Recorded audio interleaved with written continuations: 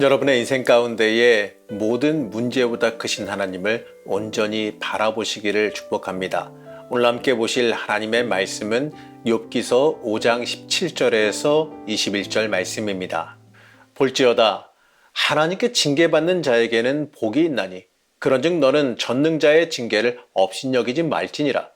하나님은 아프게 하시다가 싸매시며 상하게 하시다가 그의 손으로 고치시나니 6가지 환난에서 너를 구원하시며 7가지 환난이라도 그 재앙이 내게 미치지 않게 하시며 기근 때의 죽음에서 전쟁 때의 칼의 위험에서 너를 구원하실 터인즉 내가 혀의 채찍을 피하여 숨을 수가 있고 멸망이 올 때에도 두려워하지 아니할 것이라. 오늘도 엔게디 말씀 묵상과 함께 하시는 성도님들을 축복합니다. 문제보다 더 크신 하나님의 손길이 여러분들의 삶 가운데 함께 하시기를 축복합니다. 참 안타깝지만 우리가 살아가는 인생에서 고난과 고통이라는 건 피해갈 수가 없지요.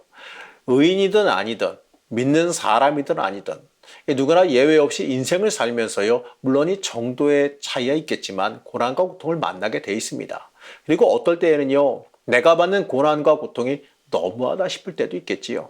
악인은 저 정도 고난, 저 정도 고난밖에 안 받는데, 지은 죄에 비해서 저 정도 고난밖에 안 받는데, 나는 왜 이리 가혹하게 고난을 받는지 여기에 대한 의문이 들기도 합니다.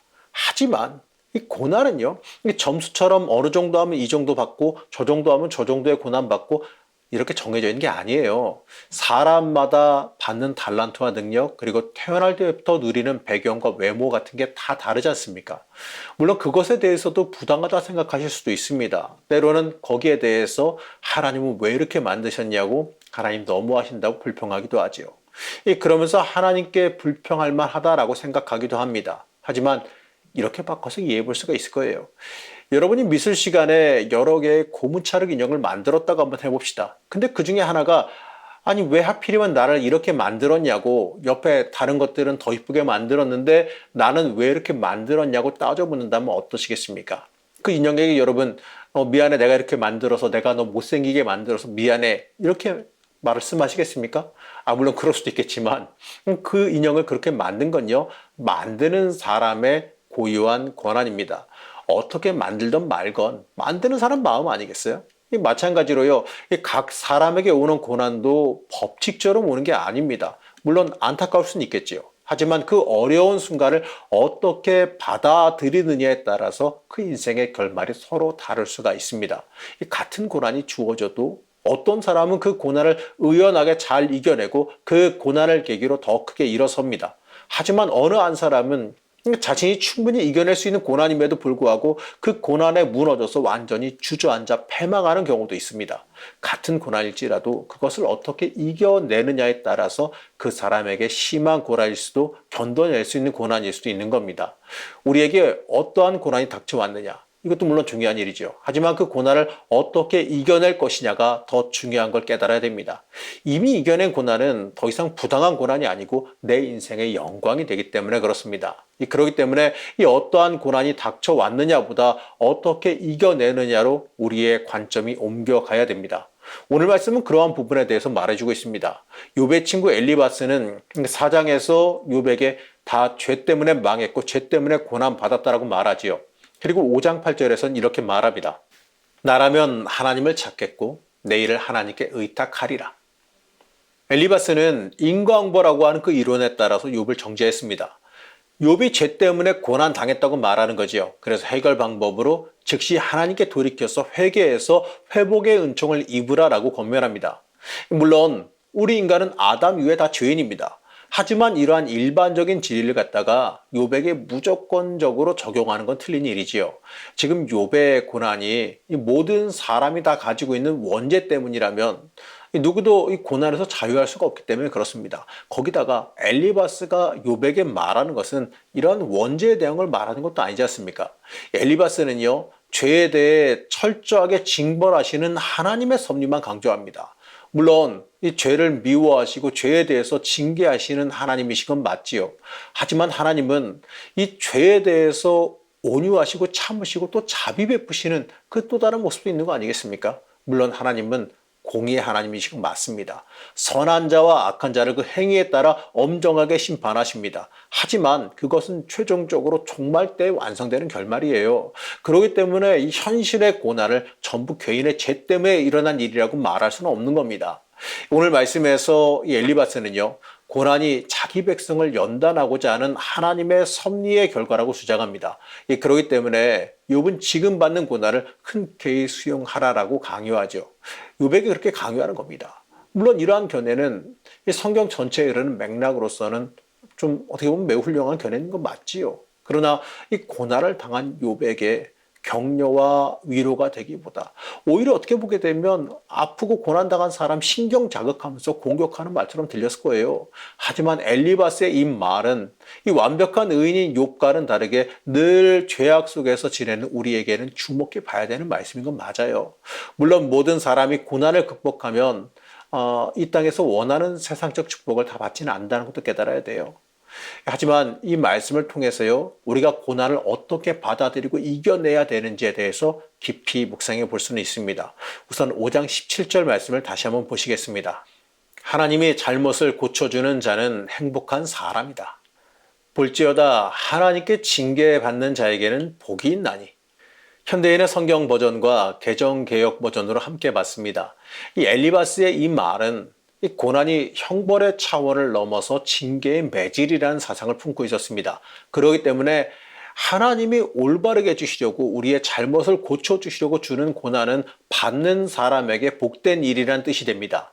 악한 자에게는 형벌이 되겠지만 하나님의 선택한 백성에게는 고난도 복이 된다는 뜻입니다.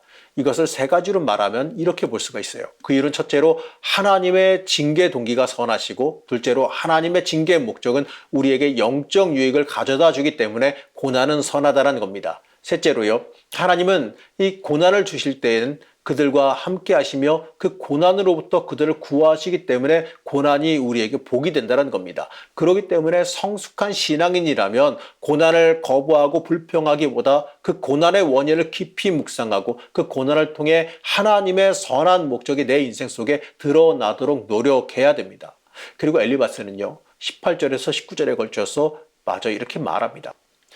하나님은 아픔도 주시지만 그 상처를 싸매시고 치료해 주시는 분이기 때문에 어떤 불행과 재난에서도 너를 구해 주실 것이며 아무 해도 너에게 미치지 못하게 하실 것이다. 하나님은 아픔도 주시지만 그 상처를 싸매시고 치료해 주시는 분이라고 말합니다. 그리고 어떤 불행과 재난에도 너를 구하실 것이라고 말하지요. 물론 이 부분에서 많은 것을 말할 수 있겠지만 저는 이렇게 말하고 싶어요. 하나님께 맡겨라. 바로 이 한마디 말로 정리할 수가 있어요. 이 고난이 왔을 때 그 고난에 젖어서 어쩔 줄 몰라 하며 그 고난을 받아들이지 못하고 신세 한탄만 하고 있어서는 안 되는 겁니다. 이미 벌어진 일을 되돌릴 수는 없는 거 아니겠습니까? 이 되돌리는 일이 가능하면 뭐 정말 좋겠지만요, 그런 일은 불가능하거든요. 이 당한 고난이 부당하던 아니던 이 어쩔 수 없이 이미 일어난 일이란 거예요. 이미 발생한 고난 가운데에 부당한지 아닌지 따지고 있을 필요가 없다는 겁니다. 중요한 것은 그 고난의 자리에서 일어나 나오는 일이에요. 엘리바스가 말한 이 말씀은 바로 이런 뜻을 지니고 있습니다. 물론 엘리바스는 욥의 특수한 상황을 바라보지 못하는 오류를 범했습니다. 하지만 이 엘리바스의 이 말은요, 욥이라는 이 특수한 상황을 벗어나면 진리가 맞아요. 이 죄의 자리에서 벗어나야 되는데 그 방법은 하나님을 의지하면 된다는 것, 바로 이것입니다. 우리는 이 고난을 만났을 때에, 인생의 큰 어려움을 만났을 때에 그 고난에 붙잡혀 있을 필요가 전혀 없어요. 물론 아프고 힘들지만 또 괴롭지만 그 고난의 자리에서 일어나야 하는 겁니다. 왜 이런 고난을 주셨는지 따져 묻는 것은 이겨내고 나서 해도 되는 거예요. 물론 이겨내면 그 생각조차도 안 들겠지만 중요한 것은요, 그 고난에서 우리를 건져내실 분도 하나님이심을 바라볼 수 있어야 됩니다. 사랑하는 성도 여러분, 고난의 자리를 만났을 때 여러분들은 어떻게 하시겠습니까? 이 고난에 짓눌려 그대로 고난의 자리에 머물러 계시겠습니까? 아니면 여러분들 일어나시겠습니까? 사람이 살아가면서 이 정도의 차이야 물론 있겠지만 고난의 자리를 피할 수는 없는 거예요. 누구나 어느 정도 그 고난은요, 만나게 되어 있어요. 그 자리에서 하나님을 찾고 내 모든 문제를 하나님께 여러분 맡기며 살아가시길 바랍니다. 그것이 우리의 인생의 살 길이라는 사실을 잊지 마시기 바랍니다. 오늘 하루를 살아가시면서 하나님께 내 모든 문제를 내어 맡기는 하루가 되시기를 제가 간절히 축복합니다. 우리를 언제나 잊지 않으신 하나님, 고난과 고통 중에 하나님께 온전히 맡기는 믿음이 우리에게 있기를 원합니다.